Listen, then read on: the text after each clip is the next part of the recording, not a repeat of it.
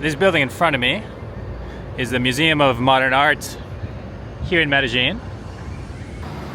And this mural outside of the museum, I actually took a look at this earlier.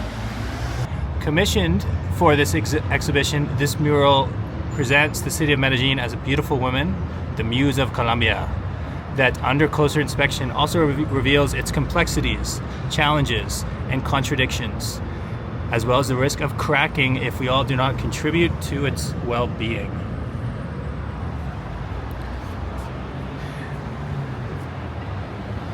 And I know I've spent a couple minutes here making this point, so I hope this is interesting to some of you. But for me, this is actually a perfect metaphor for the city of Medellin. Beautiful, seductive, alluring, you know, for so many reasons. But beneath it, there's a crack in the city that shows the danger.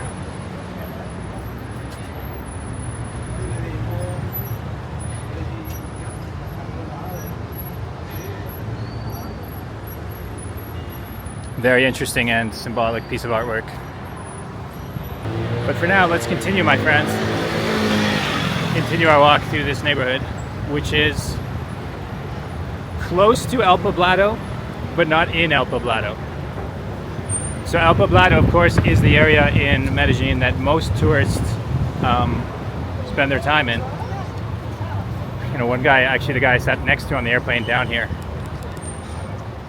was basically saying how he never leaves El Poblado and would never step outside.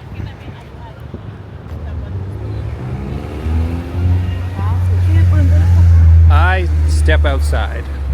I like to go to other areas.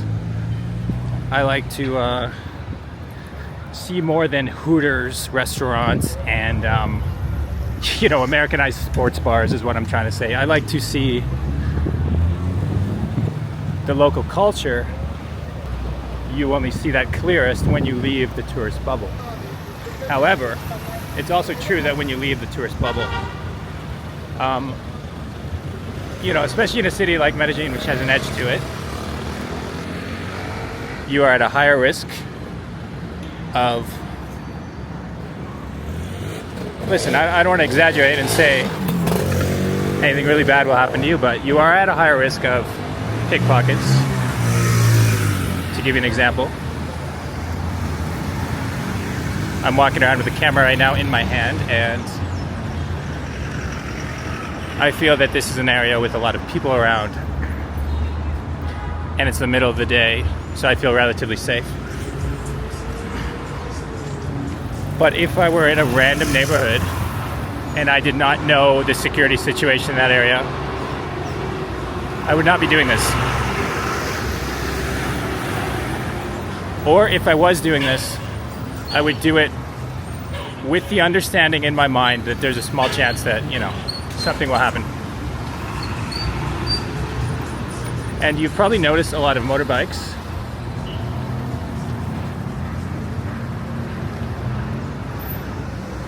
You know, locals here are very comfortable on the motorbike. As you can see, the girl in the back of that bike is just texting, like she's not even holding on or anything. It's just, they're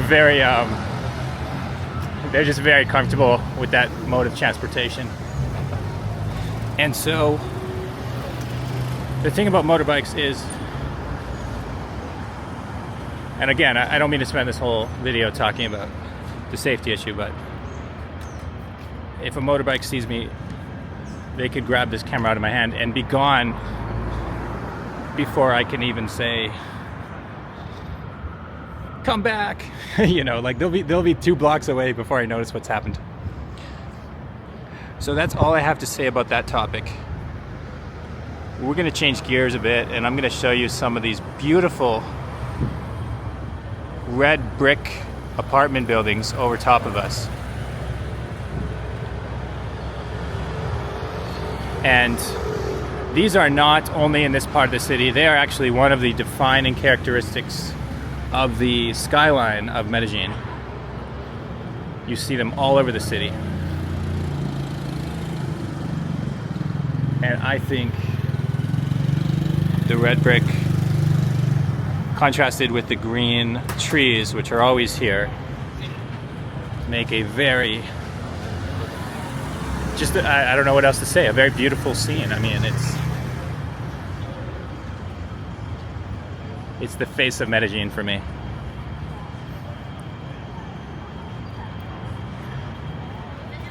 Now, my plan, believe it or not, it's $150, and I'm planning to get a haircut at a little barbershop across the street. I think it's called Las Vegas, actually. I was there a bit earlier, and they told me they were going on lunch, which is why I decided to spend an hour at the museum. But in a few minutes, they'll be back. I'm gonna get a haircut. And I don't know. I mean, my hair's not too long, but nah, it's getting pretty long. I'm gonna get a haircut. What do you think? Looking fresh? You know, I thought about actually filming inside there because the guy doing my haircut was really cool. Shout out to Adam from Las Vegas Barbershop here in Medellin.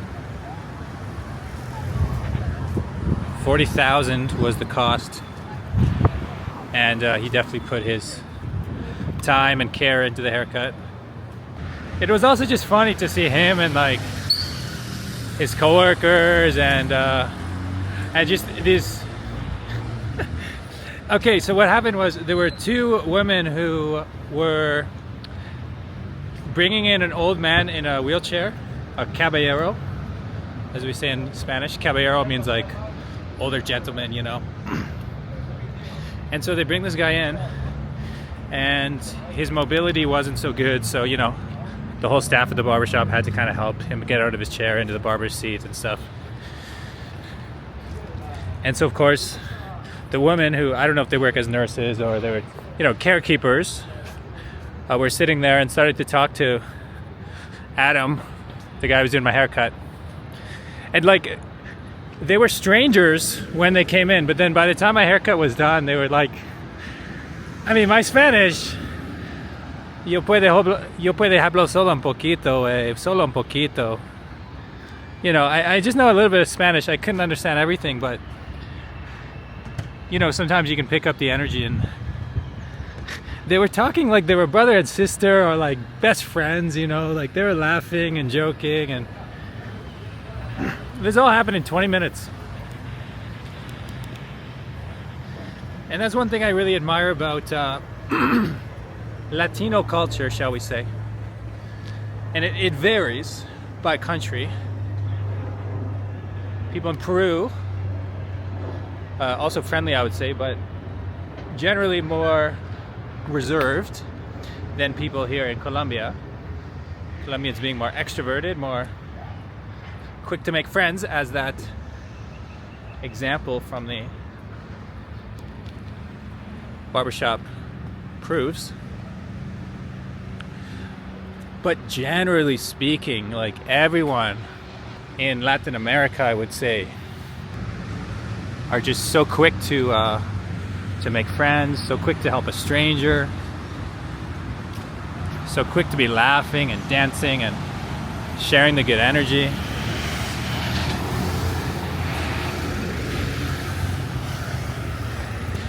And so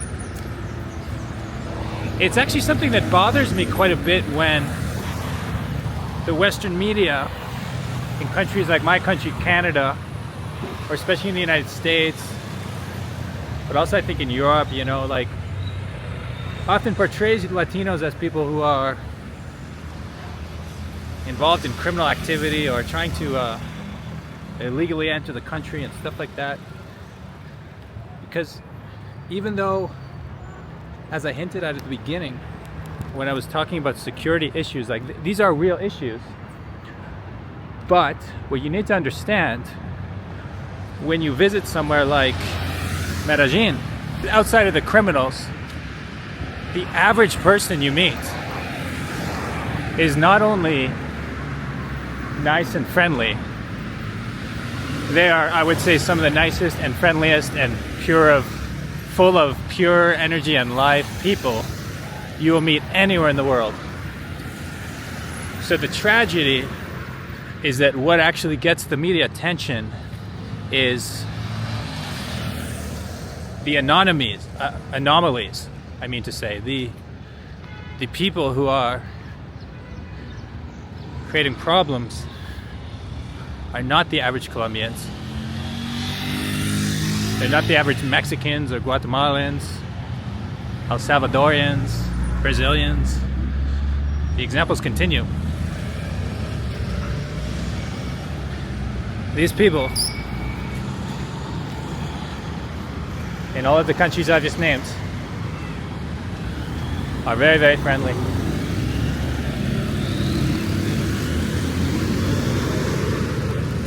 I think everyone should visit Latin America at least once in their life to experience what I'm talking about, because it truly is beautiful.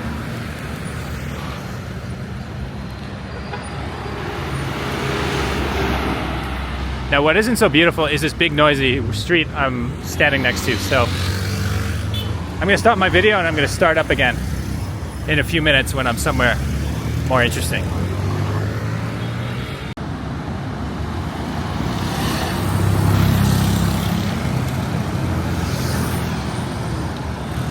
This, my friends, is Calle 10. Calle means street, 10 means 10. And so as we begin our walk up 10th Street, we enter into what is the heart of El Poblado, the tourist zone here in Medellin.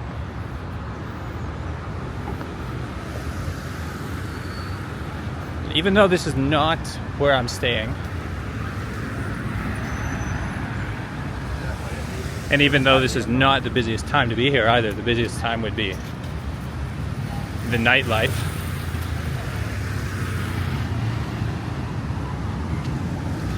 I wanted to take a little walk and show you what it's like, because as you can already tell by the street food we're passing by, and also the interesting artwork up front, it's a pretty cool area.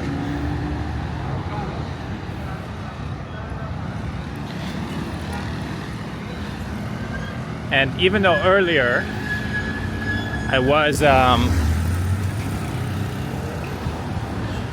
talking about the Americanized sports bars and stuff like that, it does also have a lot of international restaurants here. At the moment we're passing by Éxito, which is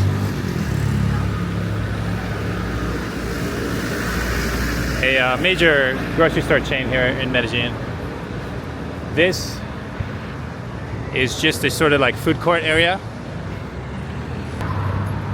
One of the things I like about Colombia is how you always seem to have little cafes and food courts everywhere you go. But in the meantime, in case you needed any evidence that this is a nightlife area, Discotheque Dubai greets us here in El Poblado.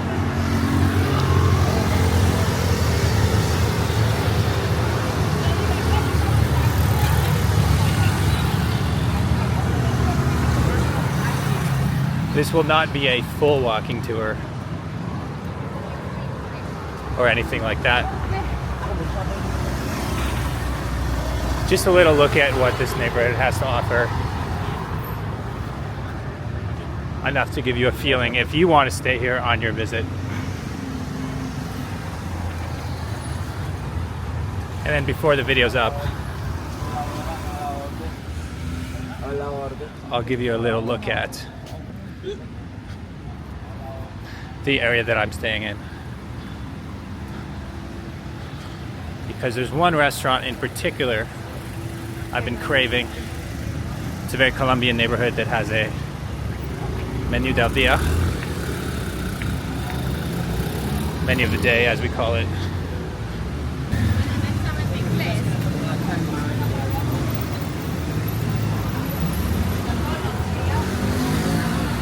And here I can see we are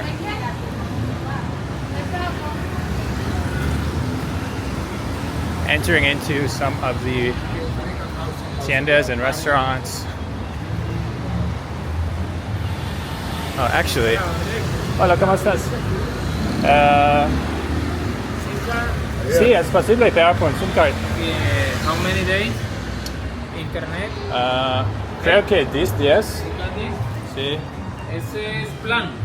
Plan, sí. Y esto es recargable.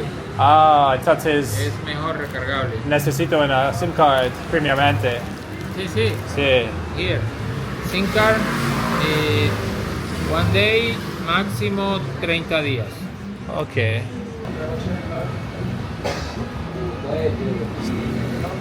Mira, date. Mucho calor hoy, ¿sí? ¿O es normal? Normal.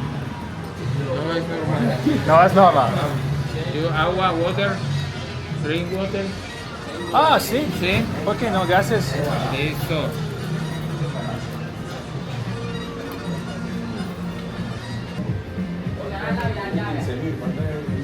Gracias, hermano. Your SIM. Here, number phone. Ah, es mi número. No, mi amor, acá al lado, en el Gana. That was so much faster than I thought. In and out in 5 minutes. Wow. Always a good idea to confirm that it works before you go anywhere.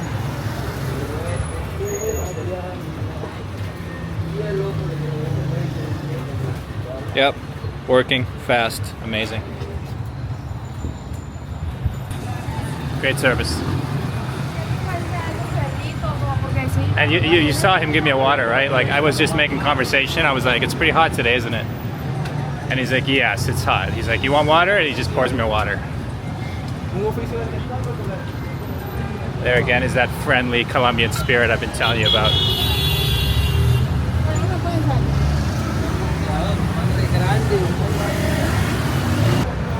Now, the weird thing about El Poblado, I would say, is geographically speaking. No, not geographically. What I'm trying to say is the layout of it is also kind of cut up by these big roads and these big hills. And so as you are walking through it, you can get the feeling that you're just walking beside a highway, you know, or kind of like earlier when I was like, I'm just next to this busy road. Certain parts of El Poblado, you are definitely also next to a big road. And with the rising popularity of this city and this neighborhood in particular, I do wonder if the city of Medellin will do something to pedestrianize this a bit more.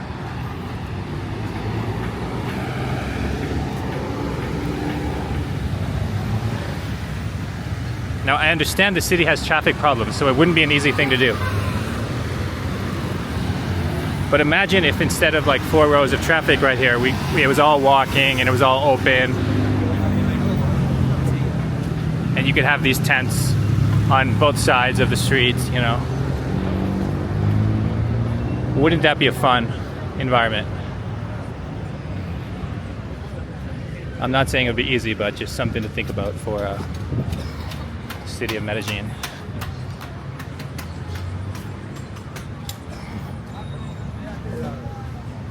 ¿Todo bien?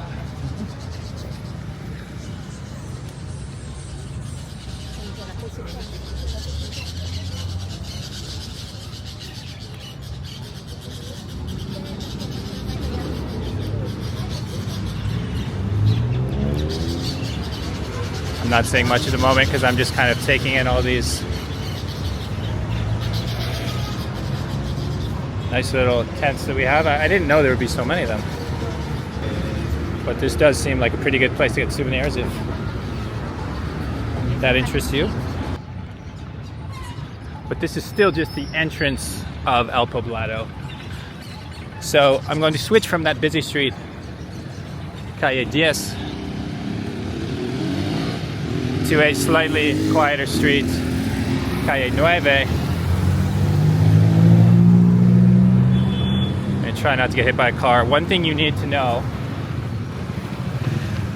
is that those cars that are turning towards you will not stop. So if you're Canadian or American and you're used to cars that are turning, stopping and letting pedestrians go, just be aware that down here, they definitely have the right of way. Across here we have our first sighting of a co-working space. Co-working spaces in Medellin have been popping up like zits on the face of a teenage boy. At least me, when I was a teenager, I had a lot of acne. Maybe you were lucky and you didn't. But anyway, this city has become incredibly popular with the digital nomad online worker scene. I'm just checking out this hot dog place because the fact that a lot of people left stickers and stuff tells me that it might be somewhere popular.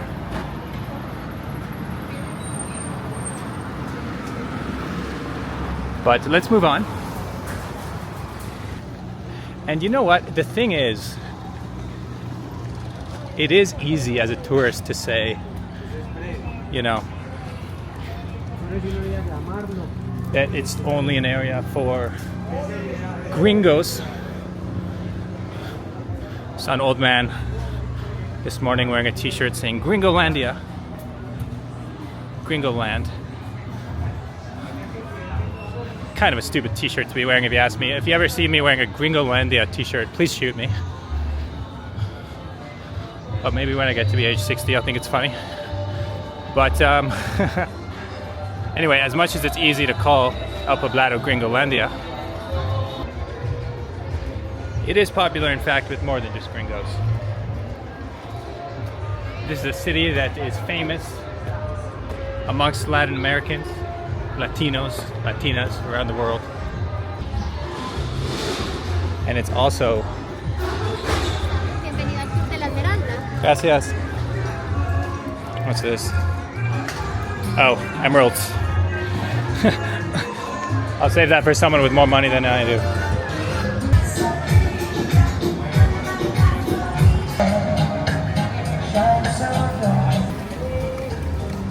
But the point is, whether you are a gringo, whether you are a Latino, whether you are black or Asian or whatever, this is a place that attracts a very international crowd of tourists. And of course, other Colombians as well. Colombians, in case you haven't noticed, Colombians like to party. I think I've actually walked around enough for the moment. I'm trying to decide if I should Uber back to my neighborhood and get some lunch, or if there's anything to do out here for the time being. Maybe somewhere to sit and have a drink. But it's almost 4 and I gotta beat the rush hour. That's the thing about this city. You don't want to be driving around 5 or 6, or you are going to be in your car for a while. And for anyone disappointed that I'm not stopping for a drink and showing you some of that famous nightlife here in El Poblado, well, just rest assured there's hundreds and hundreds of other people making videos like that on YouTube. My goal today is to show you something new. It's kind of a weird place to be getting picked up on this busy road here.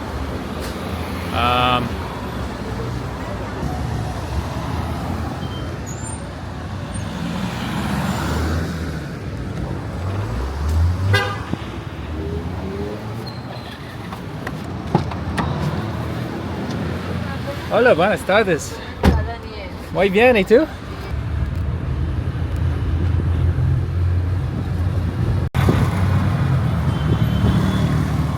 Beautiful views as we pass this this overpass, which exits and enters into El Poblado.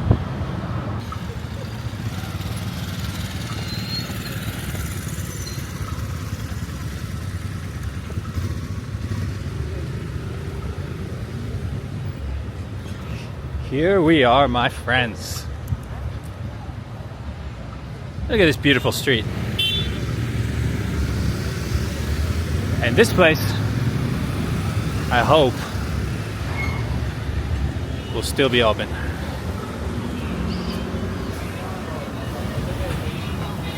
Hola, buenas tardes. ¿Cómo?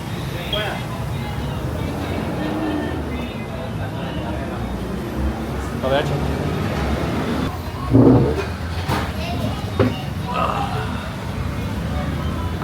Hola, ¿qué tal? Muy bien. Sí.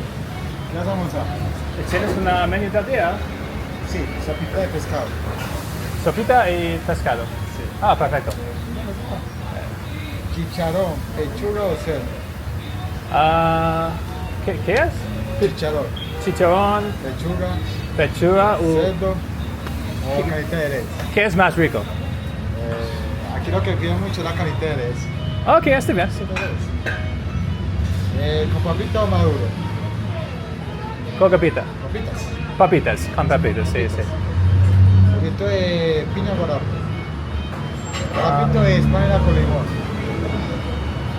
Piña. Piña. Sí, sí. Okay, so I ordered the menu of the day, and I was a bit worried actually that it might be over, given that it's already after 4 o'clock. Some of the menus will end at 3 or 4, but if you're lucky and you can get a menu of the day, you can get, well, you're about to see it, but you can get a lot of food for a very good price. The guy working here was asking me about a few of the options.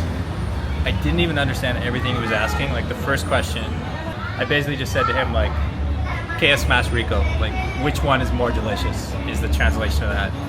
And he thought about it and he made a decision. I'm like, give me that. So I just want to show you guys, if you're not fluent in Spanish or any language for that matter, you know, if you make a little effort, people will appreciate it. Gracias, hermano. So the first part of a real Colombian menu del día is a nice, delicious juice.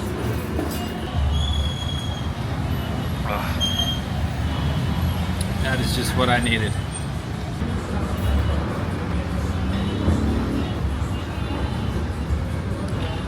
Look at this sight of beauty, my friends.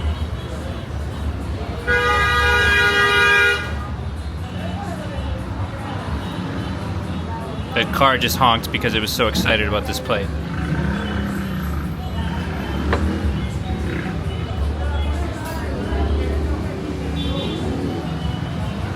Fresh juice. A nice, looks like a potato soup. A little arepa on the side. Papas, carne, rice, ensalada. Ooh, I even got some avocado.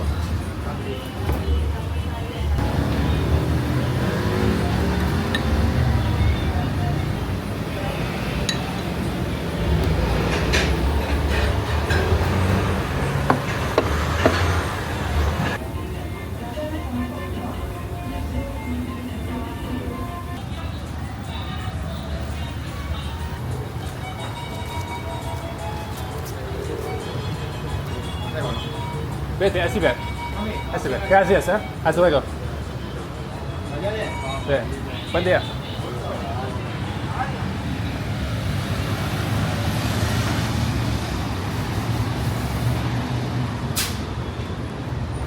$17,000. I left him 20. The guy was nice.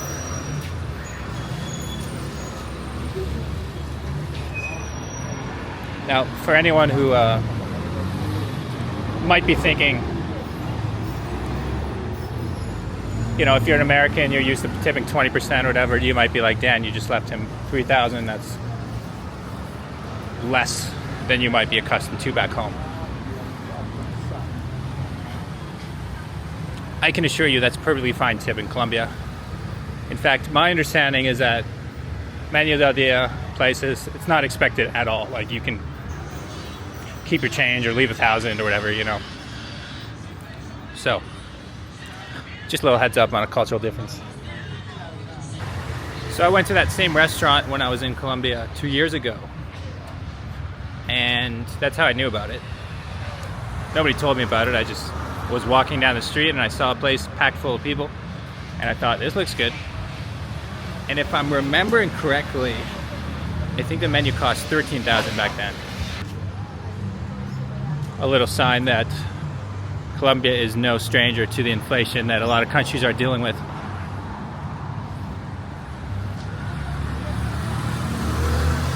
In fact, when it's a city like Medellin that gets a lot of tourists and a lot of foreign people looking to move here,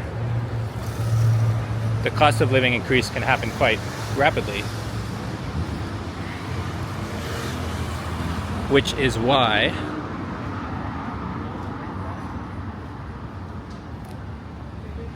you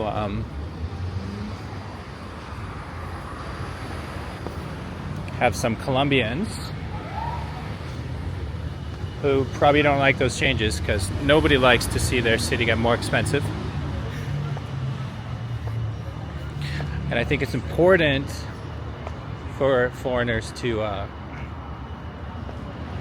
you know, be in their best behavior, because one thing that I have noticed, I'm not going to point any fingers at anyone in particular, but when you go to areas like El Poblado,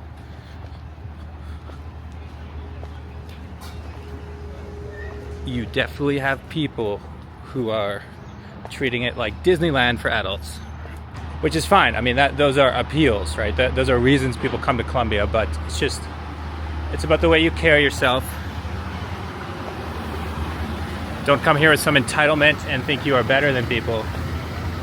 It's just because you happen to be born somewhere with a stronger economy.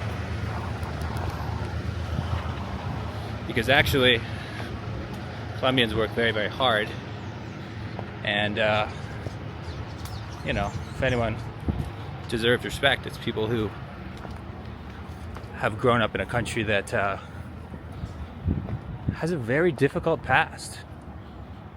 When you look at the 80s and the 90s, all the violence and poverty that Colombia has dealt with, I think it's a success story, what people have done in this country. But this is an ancient history we're talking about, you know. Pablo Escobar, this is living memory for a lot of people here. And so, you know, basically what I'm trying to say is don't be a douchebag. But as I wind down my walk for today, I just want to show you this beautiful park, that climbing wall behind me. Looks fun, actually. If I didn't have a camera in my hand, I might try to climb it. But that climbing wall, this football field, further down there's basketball courts.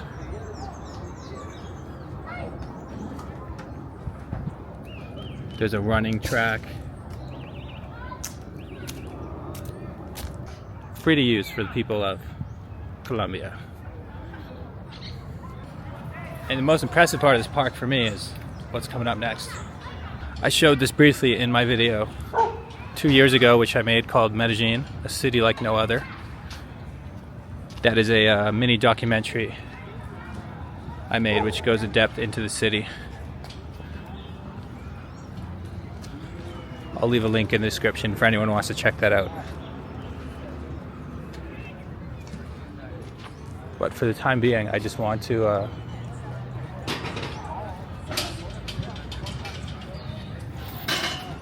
show you how cool this is.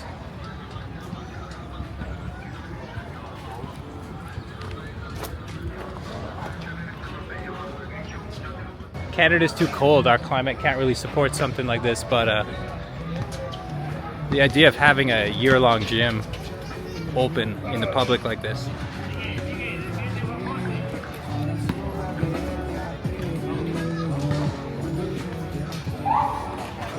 It's so cool.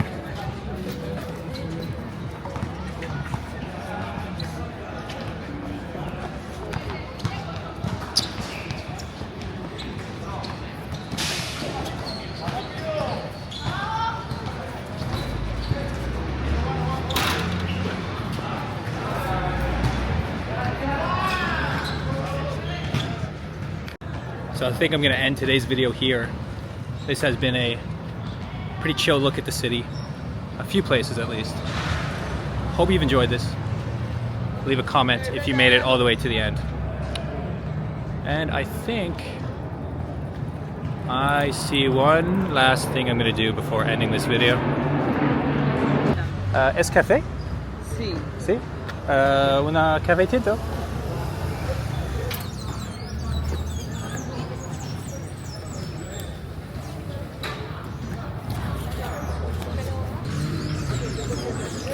Gracias. ¿Cuántos? 1500. Okay. Gracias. Hasta luego. Bye. And because it's Colombia, always time for another cup of coffee. Catch you next time.